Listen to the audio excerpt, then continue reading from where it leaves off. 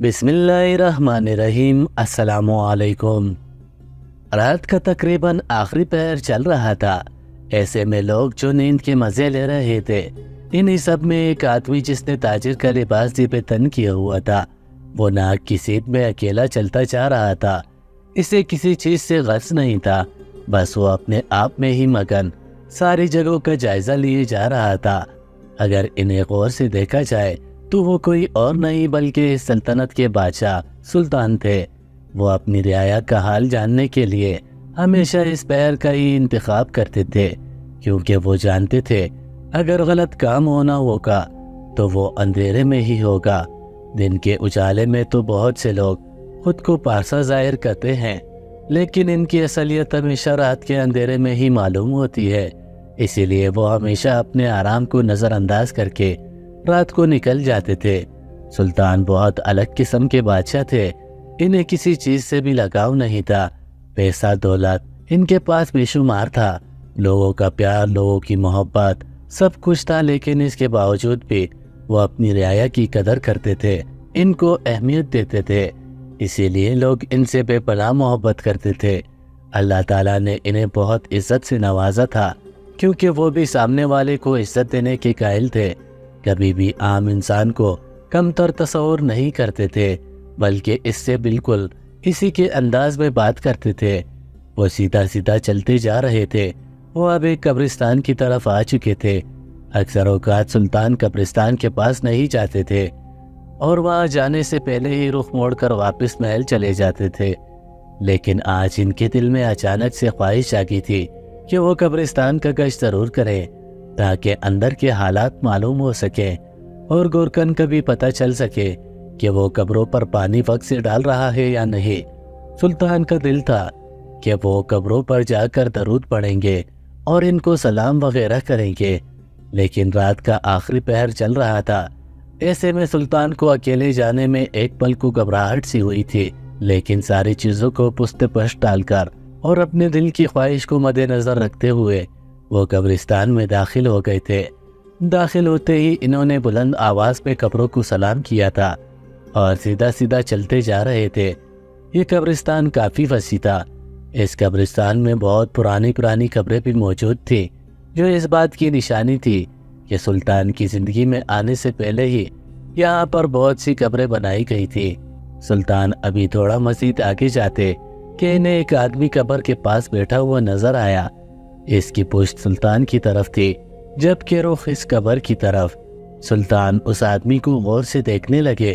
یہ وقت ایسا تو نہ تھا کہ کوئی عام انسان قبرستان میں بیٹھا ہو۔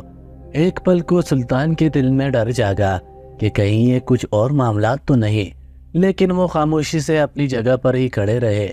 ایک دو قبروں پر انہوں نے درود اور فاتحہ پڑھی اور اس کے بعد وہاں سے جانے کے لیے مڑ گئے۔ قبرستان کے دروازے پر آ کر انہوں نے ایک بار پھر مڑ کر اس قبر کو دیکھا تھا۔ ابھی تک وہ آدمی سلطان کی طرف پشت کیے بیٹھا تھا۔ سلطان کے دل میں خواہش جاگی کہ وہ اس آدمی کا چہرہ دیکھے۔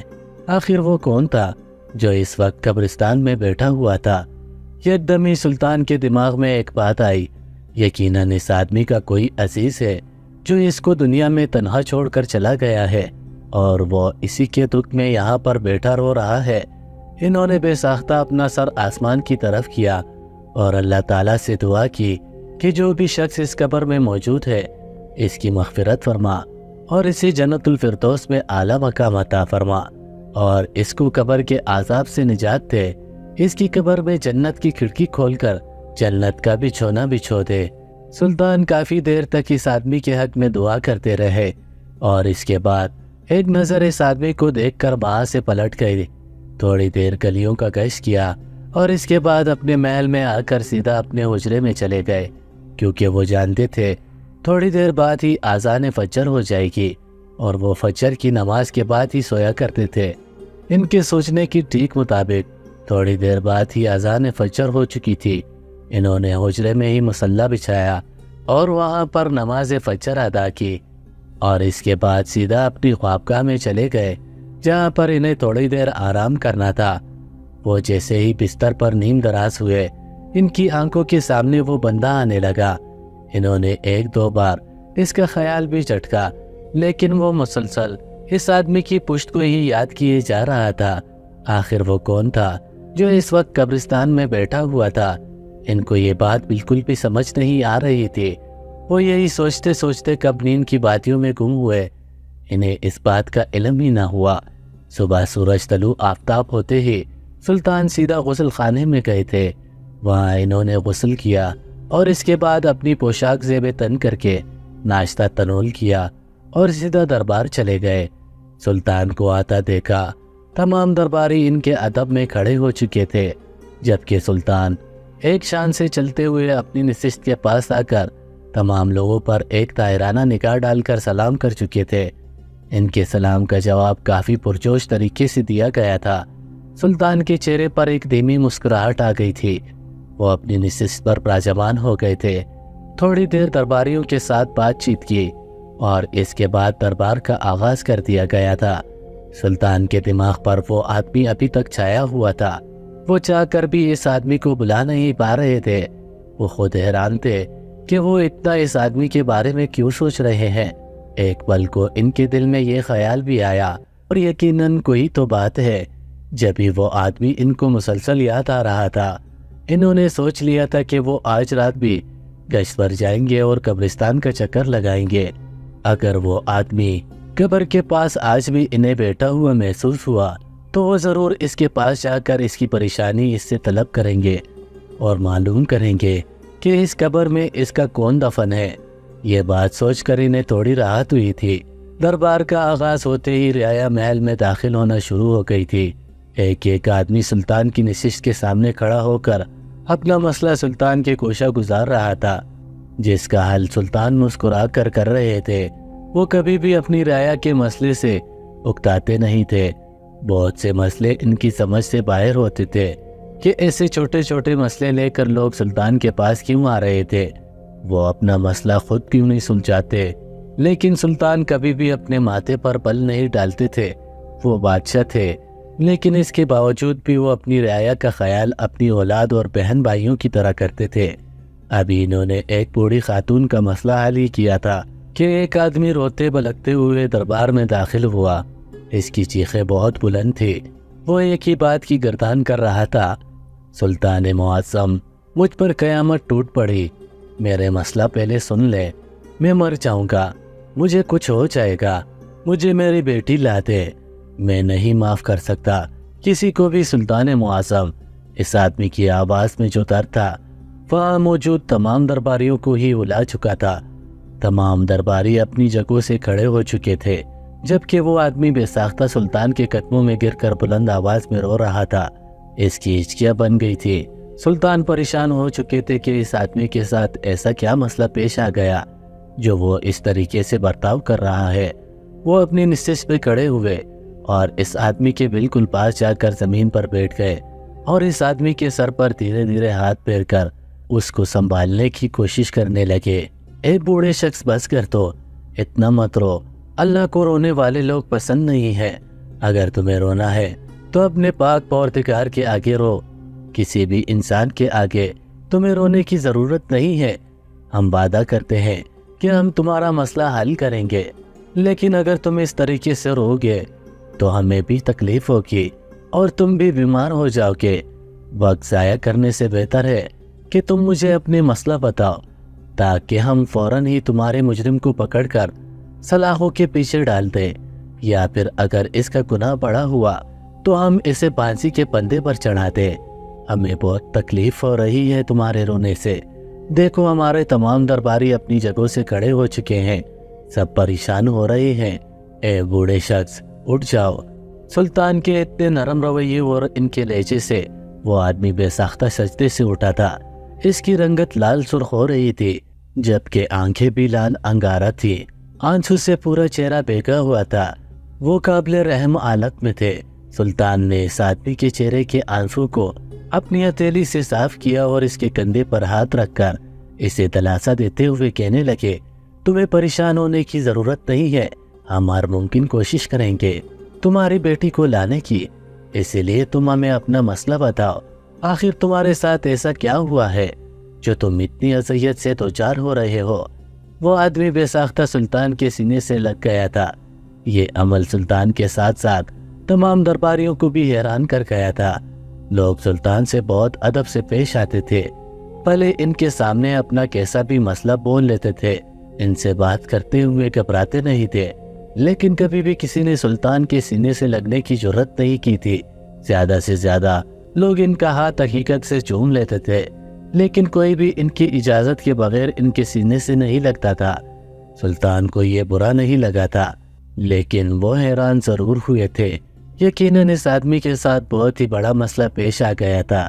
جب ہی وہ اپنے حواس کھو چکا تھا، سلطان اس کو دھیرے سے علیحدہ کرتے، اس سے پہلے ہی وہ آدمی زمین پر گر کر بے ہوش ہو گیا۔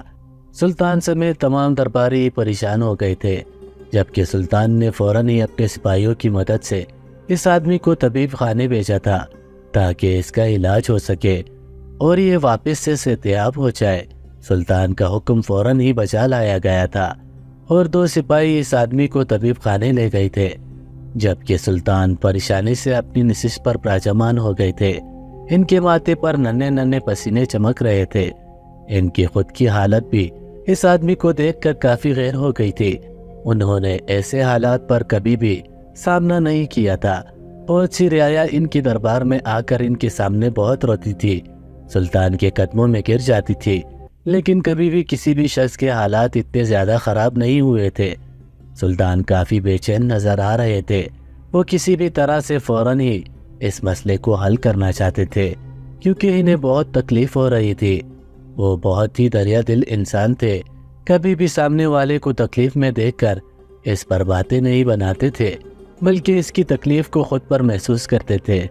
اس دوران سلطان نے رعایا کو اندر آنے سے انکار کر دیا۔ وہ ابھی صرف اور صرف اس آدمی کا مسئلہ سننا چاہتے تھے، نہ جانے اس کے ساتھ کیا مسئلہ پیش آیا ہوا تھا۔ اس وقت سلطان کا دماغ اس قبر والے آدمی سے بالکل ہٹ چکا تھا۔ اب وہ اس بوڑھے شخص کے بارے میں مسلسل سوچے جا رہے تھے۔ انہیں اپنی جگہ پر بیٹھنا بھی محال لگ رہا تھا۔ وہ بے ساختہ اپنی نشست سے کھڑے ہوئے اور سیدھا اندر طبیب خانے میں چلے گئے۔ ان کے ساتھ ہی ان کا وزیر بھی موجود تھا۔ طبیب نے جب سلطان کو اندر آتے دیکھا تو ادب سے کھڑے ہو کر سلام کیا اور اس آدمی کی حالات ان کو بتانے لگا کہ یہ بہت ہی ذہنی اذیت سے دوچار ہے۔ یقیناً اس کے ساتھ کوئی بہت ہی بڑا مسئلہ پیش آ گیا ہے، جس کی وجہ سے اس کی حالت اتنی زیادہ خراب ہو رہی ہے۔ پر وقت اگر اس کا علاج نہ ہوتا تو اس کے دماغ کی نس پڑ سکتی تھی اور یہ آج کے دن ہی دنیا فانی سے کوچ کر سکتا تھا۔ سلطان کے دل کو ایک پل کو بہت افسوس ہوا اور اس آدمی کی طرف دیکھتے ہوئے کہنے لگے، آپ کے پاس آج کا پورا دن ہے حکیم صاحب، آپ اس کا علاج کریں اور جو بھی مسئلہ اس آدمی کے ساتھ ہے اس کو ٹھیک کریں۔ ہم رات میں آ کر اس آدمی کی حالت آپ سے دریافت کریں گے۔ طبیب ادب سے سر جھکا کر کھڑا ہو گیا۔ سلطان وہاں سے لمبے لمبے ڈگ پر کر نکلتے چلے گئے تھے۔ وہ واپس اپنے دربار میں آ گئے تھے اور ایک بار پھر دربار کا آغاز کر دیا گیا تھا، لیکن ان کی سوچوں کا مرکز وہ بوڑھا شخص ہی تھا۔ تھوڑی دیر بعد ہی دربار کا اختتام ہو گیا تھا۔ سلطان اپنی نشست سے کھڑے ہو کر سیدھا اپنے حجرے میں گئے تھے۔ وہاں جا کر انہوں نے ظہر کی نماز ادا کی، اس آدمی کی صحتیابی کی دعا کی کہ یا رب العالمین، تو رحمان الرحیم ہے، تو مالک کل ہے، تو پاک پروردگار ہے، میرے اللہ اس آدمی کو صحت بخش، اس کا جو بھی مسئلہ ہے اس کو حل کر دے، جس بھی اذیت سے دوچار ہے اس کو سکون بخش دے یا رب العزت، یا رحمان الرحیم، یا مالک، میری رعایا میں جتنے بھی شخص بیمار ہیں انہیں صحت بخش، مجھ سمیت سب کی حفاظت کر، یا اللہ پاک، تو بہت عالی درجے کا مالک ہے، تیری شان جل جلال ہے، تو سب سے اول ہے، تیرے بعد نہ کوئی ہے نہ کوئی آئے گا۔ میرے اللہ مجھے اتنی ہمت اور طاقت بخش کہ میں لوگوں کے مسئلے آرام سے حل کرتا جاؤں، کبھی بھی خود کو برتر محسوس نہ کروں، کبھی غرور نہ آئے۔ وہ کافی دیر تک اللہ تعالیٰ سے اس طریقے سے ہی محض گفتگو رہے۔ یہ ان کا سب سے پسندیدہ عمل تھا۔ وہ ہر وقت اللہ تعالیٰ سے فقیروں کی طرح مانگتے رہتے تھے۔ اللہ تعالیٰ کے سامنے بالکل ایک ایسے فقیر بن جاتے تھے جس کے پاس ایک روٹی کا ٹکڑا بھی موجود نہ ہوتا تھا۔ وہ بہت طویل دعائیں مانگتے ہیں، بعض اوقات رات پر وہ اللہ تعالیٰ سے اپنے اور اپنی رعایا کے لیے دعائیں ہی مانگتے رہتے تھے۔ اللہ تعالیٰ انہیں بخشتا بھی تھا۔ کہتے ہیں نا، اللہ کو مانگنا بہت پسند ہے۔ جو شخص تڑپ کر اللہ سے بالکل فقیروں کی طرح مانگتا ہے، اللہ اس کی ہر دعا کو ضرور قبول کرتے ہیں۔ اس بات کو سلطان نے اپنی عادت میں شامل کر لیا تھا۔ عصر کی نماز بھی انہوں نے اپنے حجرے میں ہی ادا کی تھی، اور اس کے بعد وہ محل میں آ کر ٹہلنے لگے تھے۔ یہ بھی ان کا ایک روزمرہ کا کام تھا۔ وہ ہر دن عصر کی نماز کے بعد محل میں ٹہلتے تھے اور اپنے منصوبوں پر کام کرتے تھے۔ تھوڑی دیر وہ ٹہلتے رہتے اور مغرب کی اذان ہوتے ہی انہوں نے حجرے میں مغرب کی نماز ادا کی اور عشاء کا انتظار کرنے لگے۔ ان کے دماغ پر ایک بار پھر وہ قبر والا آدمی چھایا ہوا تھا، لیکن اس سے پہلے اس بیمار کی حالت پوچھنے کے لیے جانا چاہتے تھے۔ وہ گشت پر جانے سے پہلے طبیب خانے گئے تھے۔ وہاں جا کر سلطان کو معلوم ہوا کہ وہ آدمی صحتیاب ہوتے ہی اپنے گھر کو لوٹ گیا تھا۔ اس نے کہا کہ وہ کل دربار میں آ کر سلطان سے ملاقات کرے گا اور ان کو اپنا مسئلہ بتائے گا۔ سلطان کافی دلچسپی لے رہے تھے، انہیں بس کل کا انتظار تھا۔ وہ سیدھا اپنے مخصوص کمرے میں آ کر اپنا لباس تبدیل کر چکے تھے۔ آج ان کے ساتھ ان کا وزیر بھی موجود تھا۔ جبکہ سلطان سیدھا اس قبرستان میں آئے تھے، وہاں آج بھی وہ آدمی موجود تھا جو قبر کے پاس بیٹھا ہوا تھا۔ سلطان قبروں کو سلام کر کے سیدھا اس آدمی کے قریب جا رہے تھے، لیکن اچانک ہی ان کے وزیر نے انہیں روک دیا اور سلطان کی طرف دیکھتے ہوئے کہنے لگا، سلطان معظم، یہ وقت مناسب نہیں ہے۔ نہ جانے وہ کون ہے، نہ جانے وہ انسان بھی ہے یا نہیں۔ ہمیں اس وقت اس آدمی کو پریشان نہیں کرنا چاہیے، یہ غلط بات ہے۔ وہ ابھی بہت ہی غمگین حالت میں ہے۔ ابھی ہم اس کے پاس جا کر اس کا مسئلہ پوچھیں گے، اس کو ہم مزید اداس کر سکتے ہیں۔ ہمیں چاہیے کہ ہم اس معاملے میں نہ پڑیں۔ سلطان کو اپنے وزیر کی بات سمجھ آ رہی تھی، لیکن اندر موجود تجسس انہیں روکنے سے بھی روک نہیں پا رہا تھا۔ لیکن اپنے وزیر کی بات کو وہ ہمیشہ ہی اہمیت دیتے تھے، اسی لیے وہ ایک بار پھر الٹے قدموں وہاں سے لوٹ کر سیدھا محل میں آ گئے تھے۔ لیکن محل آ کر وہ کافی پچھتائے تھے۔ ان کے دل میں یہی ملال بار بار ہو رہا تھا، کاش وہ ایک بار تو اس آدمی کے پاس جاتے اور اس کا چہرہ دیکھ کر اس سے یہ مسئلہ دریافت کرتے کہ اس کے ساتھ ایسا کیا ہوا ہے جو وہ رات بھر قبر کے پاس ہی بیٹھا رہتا ہے۔ وقت اپنی رفتار کے مطابق گزر چکا تھا اور ایک بار پھر پوری شان سے دربار لگا ہوا تھا۔ آج وہی آدمی کافی خاموشی سے سلطان کے سامنے کھڑا ہوا تھا، جبکہ سلطان اس کو بہت گہری نگاہوں سے دیکھ رہے تھے۔ کل جو آدمی رو رو کر اپنا حال برا کر چکا تھا، اپنے حواس کھو چکا تھا، بے ہوش ہو گیا تھا، آج وہ آدمی کافی پرسکون حالت میں سلطان کے سامنے کھڑا ہوا تھا۔ سلطان نے اس آدمی کی جانب دیکھا اور بلند آواز میں پہلے اسے سلام کیا اور اس کے بعد اس کا مسئلہ دریافت کیا۔ اس آدمی نے دھیمی آواز میں سلطان کے سلام کا جواب دیا اور سلطان کے پوچھنے کے بعد اپنا مسئلہ سلطان کو بتانے لگا۔ اس آدمی کا کہنا تھا کہ کچھ روز پہلے اس کی بیٹی کی موت ایک حادثاتی طور پر ہو گئی تھی۔ اس کے گھر کی چھت اس کی بیٹی پر گر گئی تھی۔ وہ کام کے سلسلے میں باہر تھا۔ جب وہ گھر واپس آیا تو اس کی بیٹی اس ملبے میں دبی ہوئی تھی۔ اس کو بہت مشکل سے باہر نکالا گیا تو وہ جائے واردات پر ہی انتقال کر چکی تھی۔ میرے پاس میری بیٹی کے سوا اور کوئی رشتہ دار موجود نہیں تھا۔ میں بہت رویا، میں اللہ کے سامنے بہت گڑگڑایا کہ یہ میرے ساتھ کیا ہوا ہے۔ نہ میرے پاس میری بیٹی کے علاوہ کوئی اولاد تھی، نہ ہی میرے پاس میرے دل جوئی کرنے کے لیے میری بیوی تھی، اور نہ ہی میرے پاس کوئی ایسا رشتہ دار تھا جس کے پاس جا کر میں اپنے دکھ بتا سکتا۔ میری زندگی بہت ہی تنہا سی ہو گئی۔ میں نے روتے دھوتے اپنی بیٹی کو قبر میں دفن کر دیا، لیکن سلطان معظم میرے ساتھ بہت برا ہوا۔ 2 دن بعد جب میں قبرستان گیا تو گورکن نے بتایا کہ ایک ڈاکو نے تمہاری بیٹی کو قبر سے نکال کر اس کی بے حرمتی کی ہے، اور جب ہم اسے منع کرنے لگے تو وہ ہمیں مار کر وہاں سے بھاگ چکا تھا۔ سلطان کے دماغ کی نسیں یکدم پھولی تھی۔ ان کا غصہ یہ بات سن کر 7ویں آسمان پر پہنچا تھا۔ ابھی جو وہ دکھ سے اس آدمی کا مسئلہ سن رہے تھے، ان کے چہرے پر کرختگی آ گئی تھی۔ سلطان غصے کے عالم میں بولے، کون ہے وہ بدبخت ڈاکو جس نے یہ حرکت کرنے کی کوشش کی ہے؟ ایک قبر سے کسی مردے کو نکال کر بے حرمتی کرنا بہت بڑا گناہ ہے اور اس کی سزا میرے پاس تو بہت ہی سخت ہے۔ کون ہے وہ شخص؟ سلطان کی آواز بلند سے بلند تر ہوتی جا رہی تھی، جبکہ وہ آدمی آنسو بھر آنکھوں سے سلطان کو دیکھتے ہوئے کہنے لگا، سلطان معظم، یہ آپ کی رعایا میں ہی موجود ایک ڈاکو ہے۔ بہت لوگ اس سے ڈرتے ہیں، کوئی بھی اس کے خلاف آپ کے پاس آ کر شکایت نہیں کر پاتا۔ میں بھی کبھی نہیں آتا، لیکن اس بار واسطہ اس کا میری بیٹی سے پڑا ہے۔ اس نے میری بیٹی کو کہیں کا نہیں چھوڑا۔ میں ویسے ہی اداس تھا اور اس نے میری بیٹی کے ساتھ ایسا کر دیا جبکہ وہ تو زندہ بھی نہیں ہے۔ اس آدمی کی آواز بھیگ چکی تھی، جبکہ سلطان اس کو ترمری نگاہوں سے دیکھ رہے تھے۔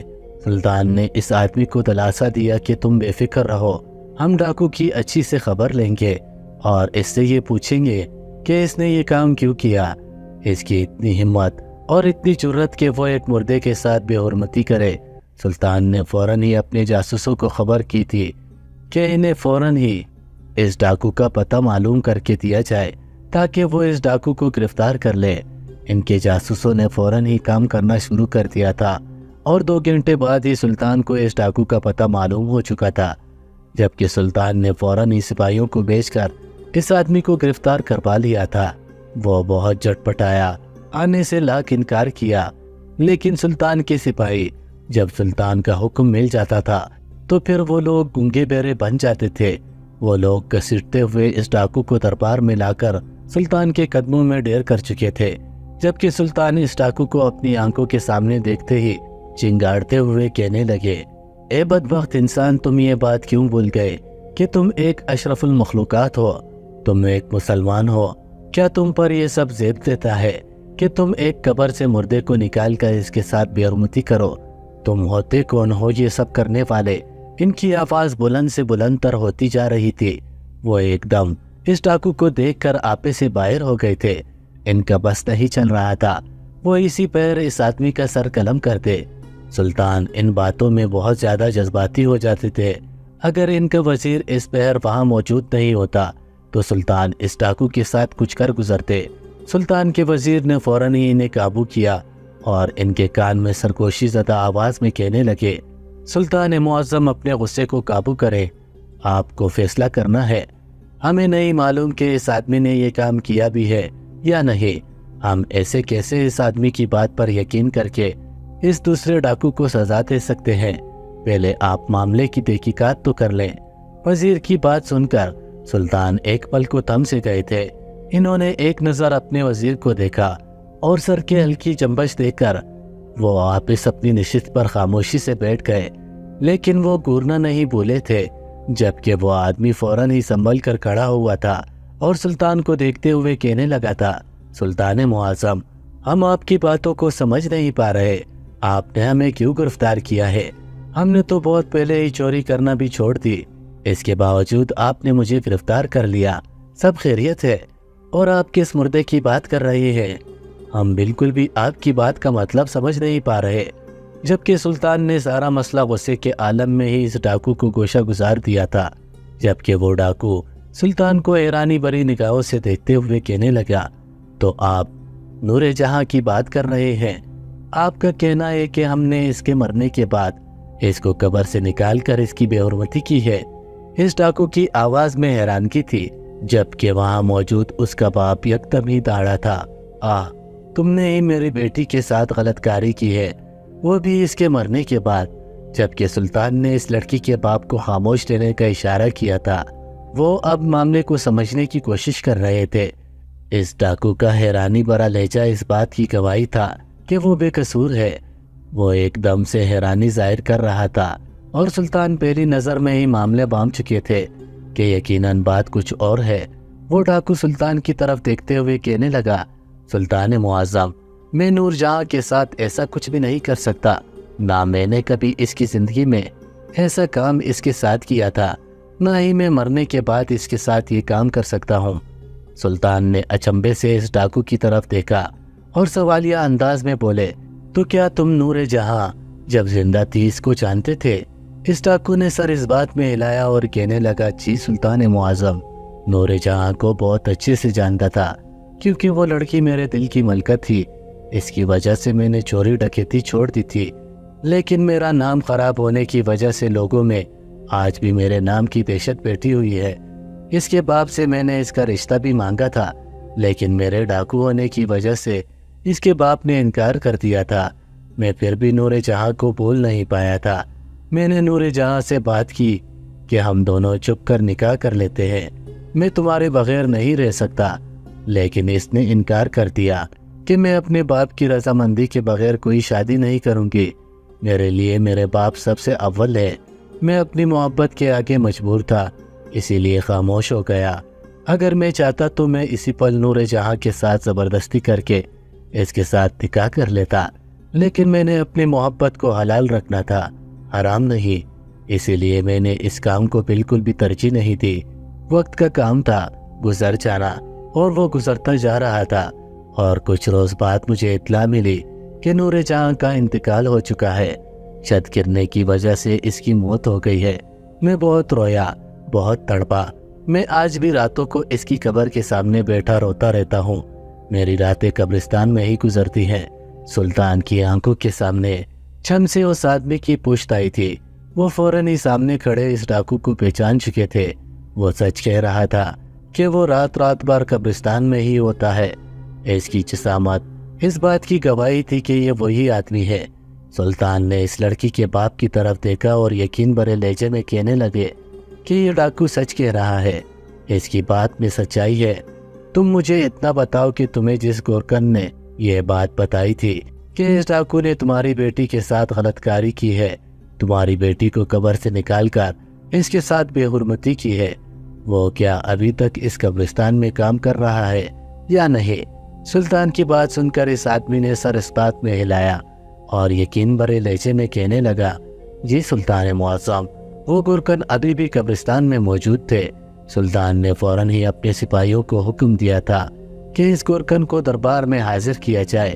سلطان کا حکم فوراً ہی بجا لایا گیا تھا، اور تھوڑی دیر بعد ہی وہ گورکن سلطان کی آنکھوں کے سامنے موجود تھا۔ اس گورکن کے چہرے کی ہوائیں اڑی ہوئی تھی، وہ کافی گھبرایا ہوا معلوم ہو رہا تھا۔ سلطان نے اس گورکن کی جانب دیکھا اور اس کو دیکھتے ہوئے یقین بھرے لہجے میں کہنے لگے، کیا تمہیں یہ سب زیب دیتا ہے کہ تم مردہ عورتوں کو قبر سے نکال کر ان کے ساتھ بے حرمتی کرو، اور جو کوئی اس قبر پر آ رہا ہو اس پر الزام لگا دو؟ اس کام کے لیے تمہیں قبرستان میں رکھا گیا ہے، اور اس کام کے لیے ہماری سلطنت تمہیں پیسہ دے رہی ہے۔ وہ آدمی ایک دم ہی کام سا گیا تھا اور سر انکار میں ہلاتے ہوئے جلد بازی میں کہنے لگا، نہیں سلطان معظم، میں نے کچھ نہیں کیا، میں ایسا کام کر ہی نہیں سکتا، یہ جھوٹا الزام ہے مجھ پر، میں نے ایسا کچھ نہیں کیا، یہ ڈاکو ہی اس لڑکی کے ساتھ غلط کاری کرتا تھا، میں بے قصور ہوں۔ سلطان نے اس گورکن کو غصے بھری نگاہوں سے گورا اور مضبوط لہجے میں کہنے لگے، ہم نے کب کہا کہ تم پر یہ الزام اس آدمی نے لگایا ہے؟ جبکہ یہ بات سن کر گورکن گڑبڑا چکا تھا۔ وہ جب کوئی جواب نہیں دے پایا تو دربار سے بھاگنے کی کوشش کرنے لگا، لیکن اس سے پہلے ہی ان کے سپاہیوں نے اسے پکڑ لیا تھا۔